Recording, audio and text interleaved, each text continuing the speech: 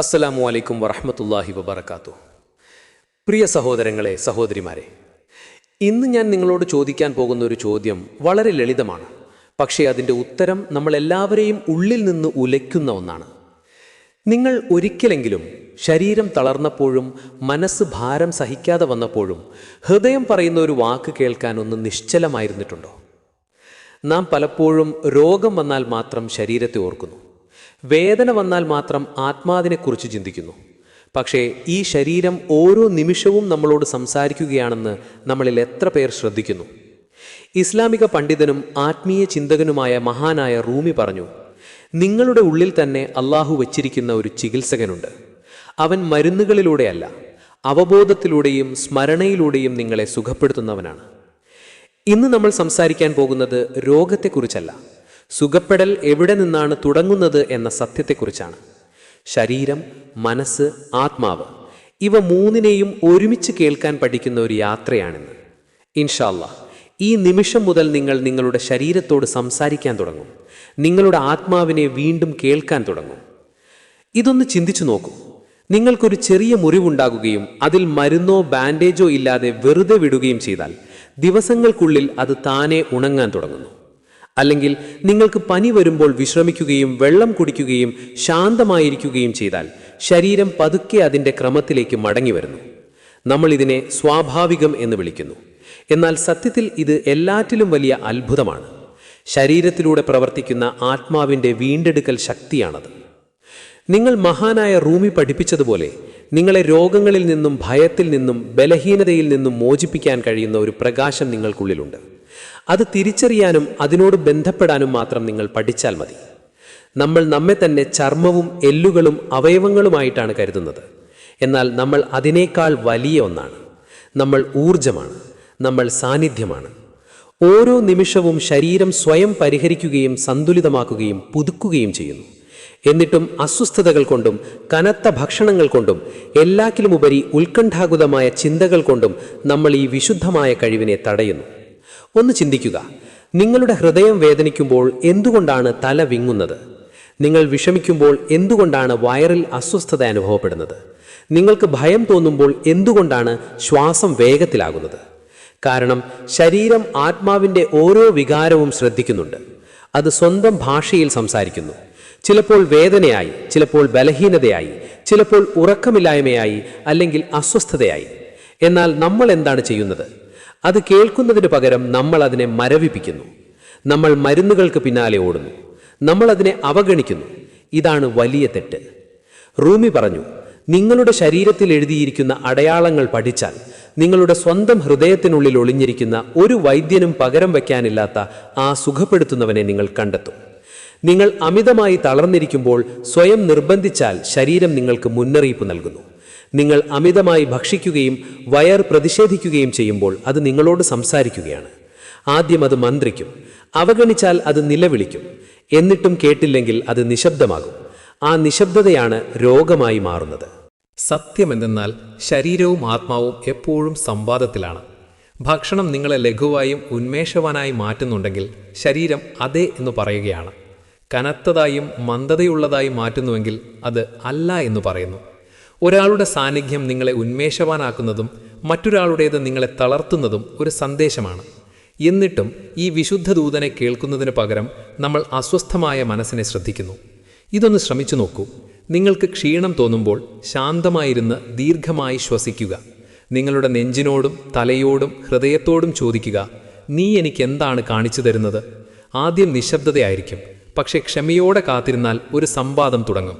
ശരീരം സംസാരിക്കും. ഓരോ അടയാളവും നിങ്ങളെ ക്രമക്കേടിൽ നിന്ന് പൂർണ്ണതയിലേക്ക് നയിക്കും. മഹാനായ റൂമി പഠിപ്പിച്ചു, ശരീരം ആത്മാവിൻ്റെ കണ്ണാടിയാണ്. കണ്ണാടിയെ അവഗണിച്ചാൽ പ്രതിബിംബവും മങ്ങുന്നു. ശരീരവും ആത്മാവും വേറിട്ടതല്ല. ആത്മാവ് അതിൻ്റെ യാത്ര അനുഭവിക്കുന്ന പാത്രമാണ് ശരീരം. പാത്രത്തിന് വിള്ളലുണ്ടെങ്കിൽ വെള്ളം എങ്ങനെ ശുദ്ധമാകും? ഇതാണ് ഒന്നാമത്തെ രഹസ്യം. ശരീരത്തിൻ്റെ ഭാഷയെ ബഹുമാനിക്കുക. കണ്ണുകൾ ആവശ്യപ്പെടുമ്പോൾ വിശ്രമിക്കുക. മനസ്സിന് ഭാരമാകുമ്പോൾ ഒന്ന് നിർത്തുക. വയറ് പ്രതിഷേധിക്കുമ്പോൾ ശ്രദ്ധിക്കുക. തിരിച്ച് പതുക്കെ മന്ത്രിക്കുക, നിനക്ക് സുഖമാണോ? എന്നാൽ അത്തരമൊരു സംവാദം എങ്ങനെ നടത്താമെന്ന ചോദ്യം ഉയരുന്നു. അതിന് ആചാരങ്ങളോ അപൂർവമായ അറിവോ ആവശ്യമുണ്ടോ? ഉത്തരം ലളിതമാണ്. അത് നിശബ്ദതയിൽ തുടങ്ങുന്നു. നിങ്ങൾ ശാന്തമായിരിക്കുമ്പോൾ നിങ്ങൾ ആത്മാവുമായി മാത്രമല്ല ശരീരവുമായും ബന്ധപ്പെടുന്നു.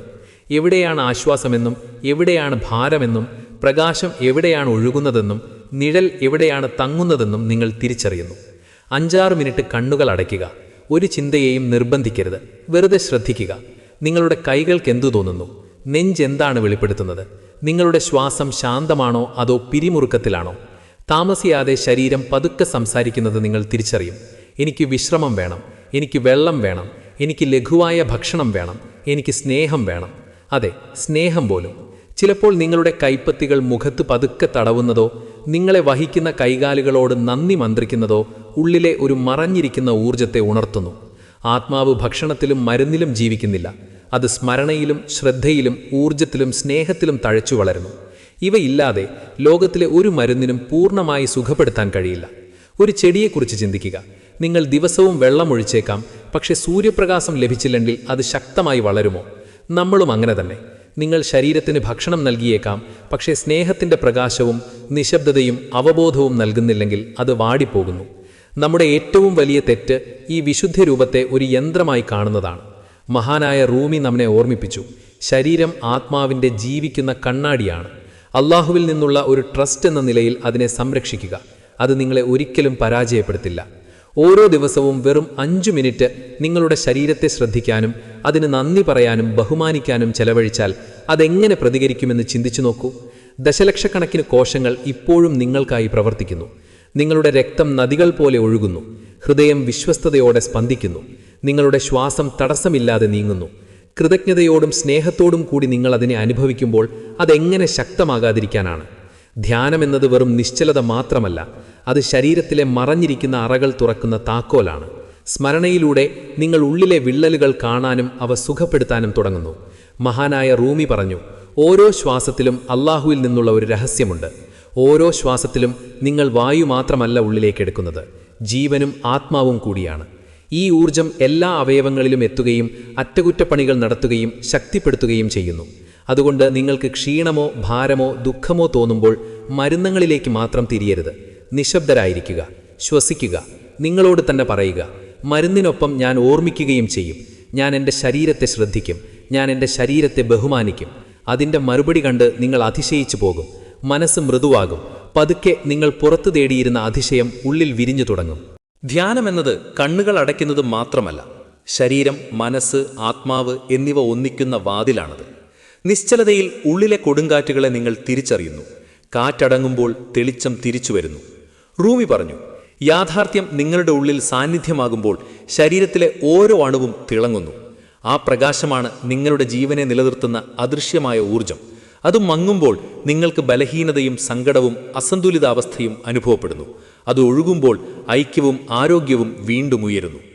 നിശബ്ദമായിരുന്ന് ശ്വാസത്തെ നിരീക്ഷിക്കുമ്പോൾ ജീവന്റെ ആ വേരിനെ നിങ്ങൾ സ്പർശിക്കുന്നു. ആദ്യം അത് നേർത്തതായിരിക്കും, പക്ഷേ ക്ഷമയോടെ ഇരുന്നാൽ അത് വ്യാപിക്കും. ഭയം, ദേഷ്യം, ദുഃഖം, സംശയം എന്നിവ ഒരു നദിയിലെ കല്ലുകൾ പോലെ ഈ ഒഴുക്കിനെ തടയുന്നു. സ്മരണ ആ കല്ലുകളെ നീക്കം ചെയ്യുന്നു. നിശബ്ദമായി ശ്വസിക്കുമ്പോൾ കുടുങ്ങിക്കിടക്കുന്ന ഊർജം വീണ്ടും ഒഴുകുന്നു. ഇതാണ് ഈ പാതയുടെ സത്ത. ഉള്ളിലെ ഒഴുക്കിനെ ഉണർത്തുക, ശരീരത്തെ അതിൻ്റെ ഭാരങ്ങളിൽ നിന്നും മോചിപ്പിക്കുക. സങ്കടം എങ്ങനെ നെഞ്ചിനെ ഭാരപ്പെടുത്തുന്നുവെന്നും ഭയം എങ്ങനെ വയറിനെ വരിഞ്ഞു മുറുക്കുന്നുവെന്നും സമ്മർദ്ദം എങ്ങനെ മുതുകിനെ കടുപ്പമുള്ളതാക്കുന്നുവെന്നും നിങ്ങൾ കണ്ടിട്ടില്ലേ? വികാരങ്ങൾ മനസ്സിൽ മാത്രം നിലനിൽക്കുന്നില്ല, അവ ശരീരത്തിൽ അടിയുന്നു. അവിടെ അവ ഒഴുക്കിനെ തടയുന്നു. കാലക്രമേണ ആ തടസ്സങ്ങൾ രോഗമായി വളരുന്നു. എന്നാൽ നിശ്ചലതയിൽ നിങ്ങൾ അവയിലേക്ക് പ്രകാശം വീശുന്നു. പിരിമുറുക്കമുള്ള സ്ഥലങ്ങളിലേക്ക് നിങ്ങൾ സ്നേഹം അയക്കുന്നു. ഊർജം വീണ്ടും ചലിക്കുന്നു. സുഖപ്പെടൽ ആരംഭിക്കുന്നു. തലവേദന കുറയുന്നു. അസ്വസ്ഥമായ വയറ് ശാന്തമാകുന്നു. വിശ്രമമില്ലാത്ത മനസ്സ് മൃദുവാകുന്നു. ശരീരത്തിന് മരുന്നിനേക്കാൾ കൂടുതൽ ആവശ്യമാണ്. അതിന് ഊർജവും വിശ്വാസവും സ്നേഹവും വേണം. ഇത് നമ്മെ മൂന്നാമത്തെ രഹസ്യത്തിലേക്ക് നയിക്കുന്നു. വിശ്വാസം, വികാരം, സ്വയം സ്നേഹിക്കൽ. ഒരാൾ വളരെയധികം കഷ്ടപ്പെടുമ്പോഴും പുഞ്ചിരിക്കുകയും വേഗം സുഖം പ്രാപിക്കുകയും ചെയ്യുന്നത് നിങ്ങൾ കണ്ടിട്ടുണ്ടോ? എന്നാൽ മറ്റൊരാൾ ചെറിയ കാര്യത്തിൽ തകർന്നു പോകുന്നു. വ്യത്യാസം ഹൃദയത്തിലാണ്. രോഗശാന്തി എന്നത് കേവലം ശാരീരികമല്ല, അത് ആത്മീയവും വൈകാരികവുമാണ്. നിങ്ങൾ രോഗത്തെ ഒരു ശത്രുവായി കാണുമ്പോൾ ആത്മാവ് കടുപ്പമുള്ളതാകുന്നു. എന്നാൽ അതിനെ ഒരു ദൂതനായി കാണുമ്പോൾ സുഖപ്പെടൽ തുടങ്ങുന്നു. ചിന്തകളിൽ നിന്നാണ് രോഗമുണ്ടാകുന്നതെന്ന് മഹാനായ റൂമി പഠിപ്പിച്ചു. ചിന്ത മാറ്റിയാൽ ശരീരം അത് പിന്തുടരും. എനിക്കൊരിക്കലും സുഖമാകില്ല എന്ന് നിങ്ങൾ ആവർത്തിച്ചാൽ നിങ്ങളുടെ സത്ത അത് സ്വീകരിക്കും.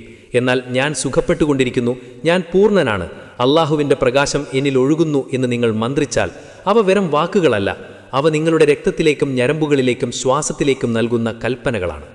നിങ്ങൾ എന്ത് കഴിക്കുന്നുവോ അതുപോലെ തന്നെയാണ് നിങ്ങൾ എന്ത് ചിന്തിക്കുന്നു എന്നതും. ഭയം ആത്മാവിനെ ദുർബലപ്പെടുത്തുന്നു, ദേഷ്യം ഹൃദയത്തെ മേഘാവൃതമാക്കുന്നു, ലജ്ജയും നിരാശയും ശരീരത്തെ തനിക്ക് തന്നെ എതിരെത്തിരിക്കുന്നു.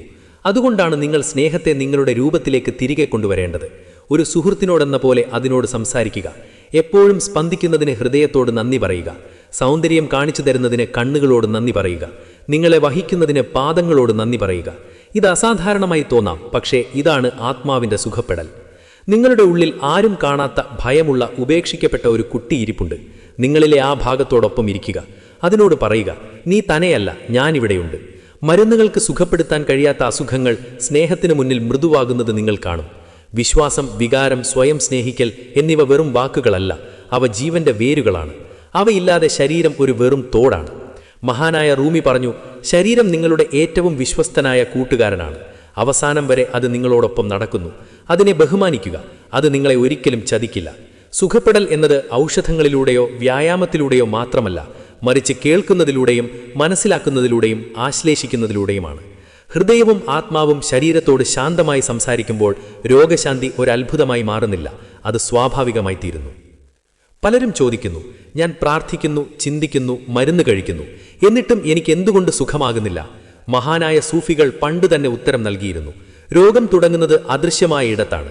മനസ്സ് സന്തുലിതമാകുന്നതുവരെ ശരീരത്തിന് വിശ്രമിക്കാൻ കഴിയില്ല. രോഗം മാംസത്തിൽ മാത്രമാണെന്ന് നമ്മൾ വിചാരിക്കുന്നു. എന്നാൽ മനസ്സിന്റെ മുദ്രകൾ മിക്കവരും അറിയുന്നതിനേക്കാൾ കൂടുതൽ ശരീരത്തെ രൂപപ്പെടുത്തുന്നു. ഓരോ ദിവസവും നിങ്ങൾ പഴയ ഓർമ്മകളും ഭയവും ഖേദങ്ങളും ചുമക്കുന്നു. അവ ചിന്തയിൽ മാത്രം നിലനിൽക്കുന്നില്ല, അവ ശരീരത്തിൽ ആഴം ഇറങ്ങുന്നു. ഉള്ളിൽ കുഴിച്ചുപരിച്ചത് എന്തൊക്കെയോ അത് പിന്നീട് തലവേദനയായും ഉറക്കമില്ലായ്മയായും അസ്വസ്ഥതയായും പുറത്തുവരുന്നു. മഹാനായ റൂമി എഴുതി, രോഗത്തിന്റെ യഥാർത്ഥ ഉറവിടം ആത്മാവിൽ ഒളിഞ്ഞിരിക്കുന്നു. ഒരാൾ തന്നോട് തന്നെ സത്യസന്ധനാകുന്നതുവരെ ശാന്തി ലഭിക്കില്ല. ഇതൊന്ന് ചിന്തിക്കുക. നിങ്ങൾ കുടുംബത്തോടും സുഹൃത്തുക്കളോടും അപരിചിതരോടും മണിക്കൂറുകളോളം സംസാരിക്കുന്നു. എന്നാൽ നിങ്ങളോട് തന്നെ എത്ര തവണ സംസാരിക്കുന്നു? എനിക്ക് ശരിക്കും എന്താണ് തോന്നുന്നത്? എന്നെ ഇപ്പോഴും ഭാരപ്പെടുത്തുന്നത് എന്താണ്? ഞാൻ എന്നെ തന്നെ ക്ഷമിച്ചിട്ടുണ്ടോ എന്ന് നിങ്ങൾ ചോദിക്കാറുണ്ടോ? വികാരങ്ങൾ പൂട്ടിയിടുമ്പോൾ ശരീരം ദുർബലമാകുകയും രോഗമുണ്ടാകുകയും ചെയ്യുന്നു. സുഖപ്പെടാൻ മരുന്നുകളെക്കാൾ കൂടുതൽ ആവശ്യമാണ്. അതിന് ക്ഷമയും അംഗീകാരവും അവബോധവും വേണം. ക്ഷമിക്കുന്നതിൽ തുടങ്ങുക. മറ്റുള്ളവരോട് മാത്രമല്ല, ആദ്യം നിങ്ങളോട് തന്നെ. പലരും കുറ്റബോധം കാരണം രോഗികളാകുന്നു. എല്ലാം എൻ്റെ തെറ്റായിരുന്നു എന്ന ചിന്ത ആ വിഷം ശരീരത്തിലേക്ക് പടർത്തുന്നു. എന്നാൽ നിങ്ങൾ സ്വയം ക്ഷമിക്കുന്ന നിമിഷം ശരീരം അത് കേൾക്കുന്നു. നിങ്ങൾ സ്വതന്ത്രനായിരിക്കുന്നു. ഇനി നിങ്ങൾക്ക് സുഖപ്പെടാം. അടുത്ത ഘട്ടം അംഗീകരിക്കലാണ്. കഴിഞ്ഞുപോലെ കാര്യങ്ങളോട് മല്ലിടുന്നത് നിർത്തുക. വെറുതെ പറയുക, അതെ, അത് സംഭവിച്ചു. ആ കീഴടങ്ങലിൽ നിന്ന് സുഖപ്പെടൽ ആരംഭിക്കുന്നു. മുറിവല്ല, മറിച്ച് അതിനെതിരെയുള്ള പോരാട്ടമാണ് ശരീരത്തെ തളർത്തുന്നത്. പിന്നീട് അവബോധം വരുന്നു. ഓരോ ദിവസവും ചോദിക്കുക, ഏതു സങ്കടമാണ് ഇപ്പോഴും ബാക്കിയുള്ളത്? ഒരാളുടെ കയ്പുള്ള വാക്കുകൾ ഞാൻ ഇപ്പോഴും ഉള്ളിൽ സൂക്ഷിക്കുന്നുണ്ടോ? നിങ്ങൾ ചോദിക്കുമ്പോൾ പഴയ വേദനകൾ മുകളിലേക്ക് വരും. അവ വരുമ്പോൾ പ്രാർത്ഥനയോടെയും സ്നേഹത്തോടെയും സ്മരണയോടെയും അവയെ മോചിപ്പിക്കാൻ നിങ്ങൾക്ക് കഴിയും. അത് കയ്യിലെ ഒരു മുള്ളുപോലെയാണ്. നിങ്ങൾ അതവിടെ വിടില്ല, അത് നീക്കം ചെയ്യും. ഹൃദയത്തിലും മുള്ളുകളുണ്ട്. പഴയ വാക്കുകൾ, തകർന്ന ബന്ധങ്ങൾ, നടക്കാതെ പോയ സ്വപ്നങ്ങൾ, പറയാത്ത മാപ്പപേക്ഷകൾ. നിങ്ങൾ അവ ശ്രദ്ധിക്കുകയും പതുക്കെ വിട്ടയക്കുകയും ചെയ്യുമ്പോൾ ആത്മാവ് വീണ്ടും ശ്വസിക്കുന്നു. റൂമി പറഞ്ഞു, ശരീരത്തെ അച്ചടക്കത്തോടെ നയിക്കുക, എന്നാൽ അത് സ്നേഹത്തിലൂടെയാകട്ടെ. ഭയത്തിലൂടെയോ ദേഷ്യത്തിലൂടെയോ അല്ല, മറിച്ച് വിശ്വാസത്തിലൂടെയും സംവാദത്തിലൂടെയും. ശരീരം ഒരു ശത്രുവല്ല. ഓരോ ദിവസവും അത് നിങ്ങൾക്കായി പോരാടുന്നു. നിങ്ങളെ ജീവനോടെ നിർത്തുന്നു. നിങ്ങൾ കഴിക്കുന്ന ഭക്ഷണം ദഹിപ്പിക്കുന്നു. നിങ്ങളുടെ ശ്വാസം ചുമക്കുന്നു. ഓരോ ചിന്തയോടും പ്രതികരിക്കുന്നു. എന്നിട്ടും നമ്മൾ അപൂർവമായി മാത്രമേ അതിന് നന്ദി പറയാറുള്ളൂ. അതുകൊണ്ട് എന്തുകൊണ്ട് ഇപ്പോൾ തുടങ്ങിക്കൂടാ? ഓരോ പ്രഭാതത്തിലും നിങ്ങളുടെ ശരീരത്തിന് നന്ദി പറയുക. നിശബ്ദമായി സേവിക്കുന്ന നിങ്ങളുടെ കണ്ണുകൾക്കും കൈകൾക്കും കാലുകൾക്കും നന്ദി പറയുക. കൃതജ്ഞത ശരീരത്തിന്റെ കരുത്തിനെ 100 ഇരട്ടി വർദ്ധിപ്പിക്കുന്നു. അത് നിങ്ങളെ ദോഷങ്ങളിൽ നിന്ന് സംരക്ഷിക്കുന്നു. നിങ്ങളുടെ ശരീരത്തിന് 3 വാഗ്ദാനങ്ങൾ നൽകുക. നിനക്ക് ക്ഷീണം തോന്നുമ്പോൾ ഞാൻ നിന്നെ വിശ്രമിക്കാൻ അനുവദിക്കും. നീ നിശബ്ദനായിരിക്കുമ്പോൾ ഞാൻ നിന്നെ കേൾക്കും. ഭക്ഷണത്തിലൂടെയും സ്മരണയിലൂടെയും സൗമ്യമായ പരിചരണത്തിലൂടെയും ഞാൻ നിന്നെ സ്നേഹിക്കും. നിനക്ക് എന്നോടൊപ്പം നിൽക്കാൻ കഴിയുന്ന ഓരോ ദിവസവും ഞാൻ നിനക്ക് നന്ദി പറയും. എന്നിട്ട് നോക്കൂ, നിങ്ങളുടെ ശരീരം വീണ്ടും ഉണരും. തളർന്നുപോയവയ്ക്ക് ജീവൻ ലഭിക്കും. തകർന്നവ കൂടിച്ചേരാൻ തുടങ്ങും. നിശ്ചലമായവ വീണ്ടും ചലിക്കും. കാരണം ഇപ്പോൾ നിങ്ങൾ വെറും മാംസമല്ല, നിങ്ങൾ അവബോധമാണ്, നിങ്ങൾ സ്നേഹമാണ്, നിങ്ങൾ പ്രകാശമാണ്. മഹാനായ റൂമിയുടെ ജ്ഞാനം വ്യക്തമായിരുന്നു. നിങ്ങൾ ശരീരത്തിൻ്റെ യജമാനനല്ല, നിങ്ങൾ അതിൻ്റെ കൂട്ടുകാരനാണ്. നിങ്ങൾ അതിൻ്റെ സുഹൃത്തായി നടക്കുമ്പോൾ അത് നിങ്ങളെ ജീവിതത്തിലെ ഏറ്റവും പ്രകാശമാനമായ യാത്രയിലേക്ക് നയിക്കുന്നു. അതുകൊണ്ട് ഈ 3 രഹസ്യങ്ങൾ നിങ്ങളുടെ വഴിയാക്കുക. ശരീരത്തിൻ്റെ ഭാഷ ശ്രദ്ധിക്കുക. നിശബ്ദതയിലൂടെ സന്തുലിതാവസ്ഥ വീണ്ടെടുക്കുക. വിശ്വാസവും സ്നേഹവും ഉണർത്തുക. അപ്പോൾ ശരീരം വൈദ്യന്മാരെ മാത്രം ആശ്രയിക്കുന്നില്ലെന്ന് നിങ്ങൾ കാണും. നിങ്ങളുടെ രൂപം വെറും മണ്ണും എല്ലുമല്ല, അത് നിങ്ങളുടെ ആദ്യത്തെ ചികിത്സകനാണ്. ഈ സമ്മാനം തിരിച്ചറിയുമ്പോൾ നിങ്ങൾക്ക് ആരോഗ്യം മാത്രമല്ല, ആഴത്തിലുള്ള അറിവും ലഭിക്കുന്നു. തീരുമാനം നിങ്ങളുടേതാണ്. ലോകം ആത്മാവിനെ അവഗണിക്കുന്നത് പോലെ നിങ്ങൾ ശരീരത്തെ അവഗണിക്കുമോ? അതോ അതിനെ സ്നേഹിക്കുകയും ബഹുമാനിക്കുകയും ചെയ്യുമോ? ഒരിക്കലും മറക്കരുത്, പ്രതിവിധികൾ പുറത്തുനിന്ന് വന്നേക്കാം, പക്ഷേ യഥാർത്ഥ സുഖപ്പെടൽ ഉള്ളിൽ നിന്നാണ് തുടങ്ങുന്നത്. ആ ശക്തി, ആ പ്രകാശം, ആ അത്ഭുതം നിങ്ങളുടെ ഉള്ളിൽ തന്നെയുണ്ട്. അത് നിങ്ങളുടെ ശ്വാസത്തിലുണ്ട്, നിങ്ങളുടെ സ്പന്ദനത്തിലുണ്ട്, നിങ്ങളെ ഒരിക്കലും വിട്ടുപോകാത്ത ആ പരമമായ സത്യത്തിൻ്റെ സാമീപ്യത്തിലുണ്ട്. പ്രിയ സഹോദരങ്ങളെ, സഹോദരിമാരെ, ഇവിടെ അവസാനിക്കുന്നത് വാക്കുകളല്ല, ഇവിടെ തുടങ്ങുന്നതൊരു പുതിയ അവബോധമാണ്. നമ്മൾ മനസ്സിലാക്കേണ്ട വലിയ സത്യം ഇതാണ്: ശരീരം ഒരു ശത്രുവല്ല, അത് അള്ളാഹു നമ്മെ ഏൽപ്പിച്ച ഒരു അമാനത്താണ്. മഹാനായ റൂമി പറഞ്ഞു, ശരീരം ആത്മാവിൻ്റെ കണ്ണാടിയാണ്. കണ്ണാടിയെ ബഹുമാനിക്കുമ്പോൾ പ്രതിബിംബവും പ്രകാശിക്കും. ഇന്നു മുതൽ നിങ്ങൾക്ക് വേദന തോന്നുമ്പോൾ ആദ്യം ചോദിക്കുക, യാ റബ്ബേ, നീ എന്നോട് എന്താണ് പഠിപ്പിക്കാൻ ശ്രമിക്കുന്നത്? ക്ഷീണം തോന്നുമ്പോൾ സ്വയം കുറ്റപ്പെടുത്തരുത്. അതൊരു ശിക്ഷയല്ല, ഒരു സന്ദേശമാണ്. നിശബ്ദരായിരിക്കൂ, ശ്വസിക്കൂ, അള്ളാഹുവിനെ ഓർക്കൂ, നിങ്ങളുടെ ശരീരത്തെ ശ്രദ്ധിക്കൂ. ഒരിക്കലും മറക്കരുത്, ദുആ മാത്രം മതിയാവില്ല, അവബോധവും ആവശ്യം. മരുന്നു മാത്രം മതിയാവില്ല, സ്നേഹവും വിശ്വാസവും ആവശ്യം. ഇന്ന് നിങ്ങൾ ഇവിടെ നിന്ന് പോകുമ്പോൾ 3 കാര്യങ്ങൾ ഹൃദയത്തിൽ സൂക്ഷിക്കുക. ശരീരം നിങ്ങളുടെ ശത്രുവല്ല, അത് നിങ്ങളുടെ കൂട്ടുകാരനാണ്. നിശബ്ദത അള്ളാഹുവിലേക്കുള്ള ഒരു വാതിലാണ്. സുഖപ്പെടൽ പുറത്തുനിന്നല്ല, ഉള്ളിൽ നിന്നാണ് തുടങ്ങുന്നത്. യാ അല്ലാഹ്, ഞങ്ങളുടെ ശരീരങ്ങളെയും മനസ്സുകളെയും ആത്മാക്കളെയും നീ സമാധാനത്തിലേക്ക് നയിക്കണമേ. ഞങ്ങൾക്ക് ഞങ്ങളെ തന്നെ കേൾക്കാൻ സഹനം നൽകണമേ. ഞങ്ങളെ നിന്റെ അമാനത്തുകൾക്ക് വിശ്വസ്തരാക്കണമേ. ആമീൻ. ഈ വാക്കുകൾ നിങ്ങളുടെ ഹൃദയത്തെ സ്പർശിച്ചുണ്ടെങ്കിൽ അവിടെ നിർത്തരുത്.